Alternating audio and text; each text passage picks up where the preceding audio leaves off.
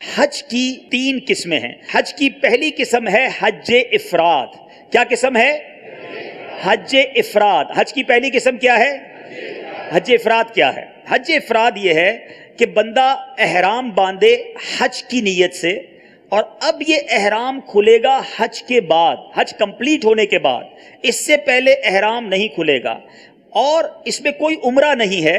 हज इफराद उमूमन मक्के शरीफ में रहने वाले, जद्दा में रहने वाले, जो हिल में रहने वाले हैं, वो चूंकि इफराद ही कर सकते हैं, वो इफराद करते हैं।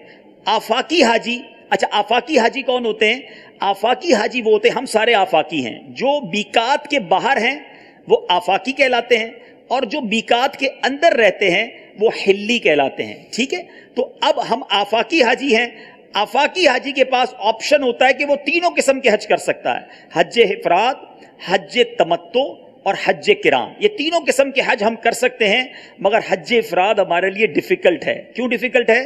कि एहराम पहन लिया, अब हज खत्म होने तक एहराम नहीं उतरेगा। ठीक है, तो हज की पहली किस्म क्या हो गई? हज इफराद। पहली किस्म क्या हो गई? और इफराद करने वाले हाजी को कहते हैं मुफरिद। ठीक है, आपने ये याद नहीं करने की जरूरत नहीं है, हज की किस्म याद कर लें। लेकिन हज इफराद करने वाला एहराम बांधेगा तो किस नीयत से बांधेगा? माशाअल्लाह, किस नीयत से बांधेगा? हज की नीयत से। एहराम बांधते वक्त नीयत करेगा हज की। ठीक है, अब आते हैं हज की दूसरी किस्म, और वो ये है हज तमत्तो, जो तकरीबन पाकिस्तान से, हिंदुस्तान से, आफाक से, जो बाहर से जाने वाले हैं, वो उमूमन हज तमत्तो करते हैं। और इसकी वजह ये आसान है हज, यानी इसमें आप एहराम बांधते हैं उम्रे की नीयत से, उम्रा करने के बाद एहराम उतर जाता है, आप फिर उसके बाद अपने कपड़ों के अंदर बाकी दिन गुजारते हैं। हज जब करीब आता है अब दोबारा एहराम बांधते हैं, और वो हज की नीयत से एहराम बांधते हैं। यानी लेकिन पाकिस्तान से जाते वक्त, हिंदुस्तान से, यूके से, दुनिया से कहीं से भी आप बैरून मुल्क से जा रहे हैं, तो आप जब हज तमत्तो की नीयत करेंगे तो किस चीज की नीयत करेंगे? किस नीयत से एहराम पहनेंगे? माशाअल्लाह, किस नीयत से एहराम पहनेंगे?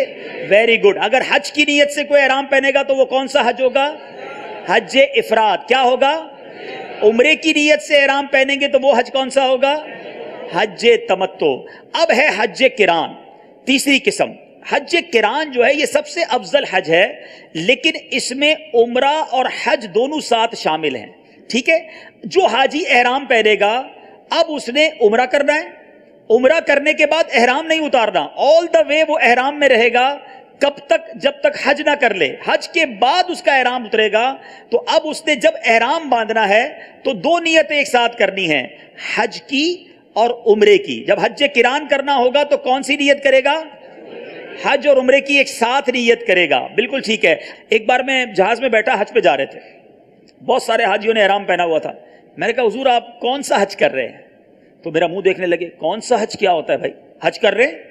अच्छा, तो आपने क्या नियत की है एहराम बांधते वक्त? हज की नियत की है। अब हज में 25 दिन बाकी हैं, उस बेचारे ने अगर हज की नियत कर ली तो कौन सा एहराम हो गया? ये हज इफराद। ये एहराम कब उतरेगा? और वहां जाकर वो एहराम उतार देते हैं, उम्रा करके एहराम उतार देते हैं। नियत सफर करने का इरादा जो है वो तमत्तो का था, लेकिन चूंकि ये डेफिनेशन ही नहीं पता, तो अब ये पता होना चाहिए कि अगर मैं हज तमत्तो करने जा रहा हूं, हम आज तकरीबन तरीका आपको जो बयान करेंगे वो हज तमत्तो का करेंगे, क्योंकि अक्सर हाजी हज तमत्तो करते हैं। अलबत्ता जिसने हज किरान करना है तो रफीकुल हरमैन, जैसे मैंने आपको अर्ज किया, थोड़ा सा ही फर्क है। एक मेजर फर्क तो ये कि एहराम कंटिन्यू रहेगा, वह जितने दिन मक्के में रहेंगे। अगर कोई हज किरान करना चाहता है, पाकिस्तान से जाने वाला या बैरून मुल्क, हरमैन तय्यबैन के बाहर किसी और मुल्क से जाने वाला, इवन मदीने शरीफ से जाने वाला जो मीकात के बाहर है, तो उसके लिए मदनी मशवरा यह है कि आपकी अगर बिल्कुल आखिरी फ्लाइट्स हैं, आप 4 जुल्हिज्जा या 5 जुल्हिज्जा को फ्लाई कर रहे हैं, तो अब आप हज किरान कीजिए, ताकि आपको चंद दिन एहराम पहनना पड़ेगा। आपको अभी जा रहा है पहली फ्लाइट से और क्या मैं हज किरान करूंगा, तो ये काफी डिफिकल्ट हो जाएगा, क्योंकि एहराम की सारी पाबंदियां बरकरार रहेंगी।